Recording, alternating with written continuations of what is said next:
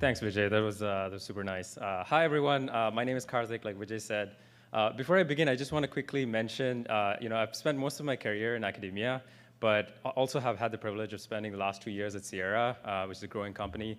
So much of what I'll say will try to find a balance between, what's possible in the research world and, what's more practical, what is needed, right? So that's the title here today. So just to kick it off, why don't I just get a quick poll of the audience? How many of you here right now would trust an AI agent to completely do all your taxes? Just a quick show of hands. OK, I see some hands, maybe around 20 hands, right? So that's quite low, right? And given that this is the Agentic AI conference, I'm assuming that's an optimistic estimate. And so the real reason I'm asking you the question is not because AI agents are not capable of doing your taxes. It's likely because you're not finding them fully trustworthy or fully reliable that many of you didn't raise your hands, right? And it's not just about taxes, right? OK, they're boring. But even if you want to do your shopping or replying to your emails or whatnot, right? The key point that I'm trying to make here is not that AI agents are not capable enough. It's just that they're not reliable enough currently for us to be able to fully give them that power. And so much of this talk, what I want to tell you is how do we get to that reliability, right? And by reliable, very quickly, I just want to break it down into two things that we'd want in our agents. The very first thing is we want them to be predictable, right? We want them to be consistently acting the way that we would predict them to act, right? And that's what you want for any autonomous system to do. And the second thing that you'd want them to be is aligned with what you want, right? And by alignment, I don't just mean, don't do unsafe actions or anything like that. But if you truly want your agent to be autonomous, do things for you, you'd want it to be aligned to what your tastes are, right? What would you do in a particular situation when new information comes in and you don't want to be bothered, right? So you want your agent to be both predictable and aligned. And that's what I'd sort of call, what the overarching phase of reliability in an agent. So I don't have too much time, so I'll just quickly run through some points that I think are really, really important when you're thinking about adding reliability and improving the reliability of your AI agents. To answer this question, the very first thing I would say, I know it's a boring thing likely, but really you want to be able to measure reliability, right? So Peter Drucker has this famous quote, you can't really improve something if you can't measure it, right? And so the very first thing you'd want to do is have a way to measure the reliability of your system, right? And by system, I mean the entire system. It's not just about models. It's not just about tools. It's not just about any particular aspect of your AI agent. You want to be able to measure the reliability of the entire thing, right? And on top of that, you want to be able to design these evaluations to be both realistic in the sense that they're actually accomplishing the task that you want for them to be evaluated on, and more importantly, verify their reliability. So I'll give you two examples of work that we did and sort of tell you how that sort of fits in here. The first one is a benchmark called SweetBench. So this was released almost 2 years ago now.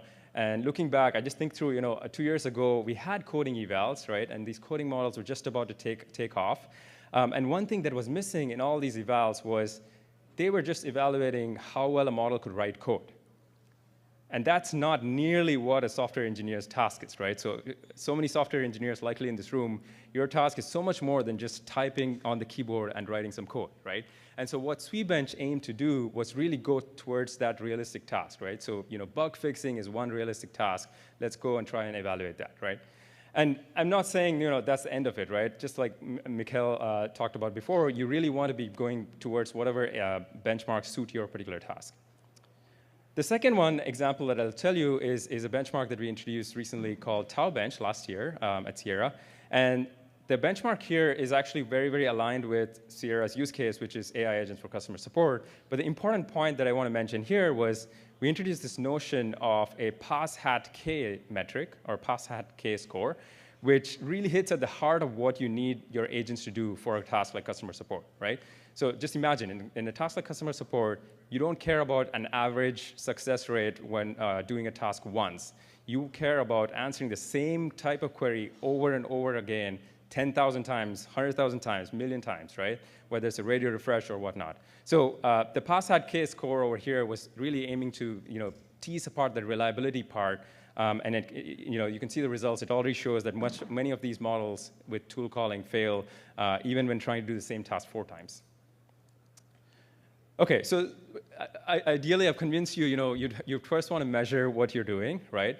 On top of that, there's a bunch of different, methods available in the literature right now that you can potentially look at beyond just looking at improving the base model itself, right? So the very first one, I would say, is actually really carefully designing your agent interfaces, right? So this includes the tools and whatnot, but also, as many others have mentioned before me, really thinking through what your context looks like, right? So context management broadly.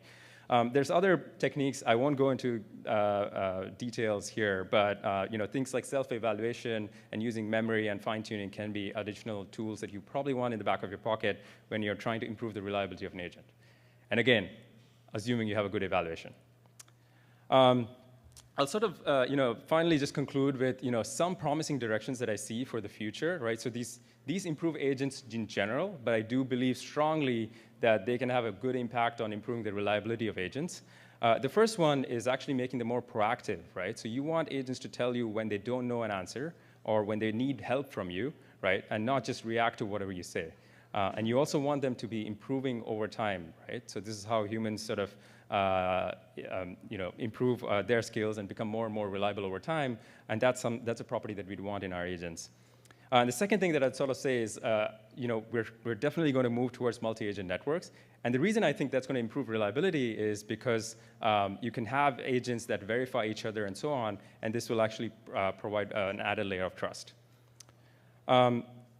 So I'll sort of end here. The future is bright. We're going to have AI agents working alongside us and operating alongside us.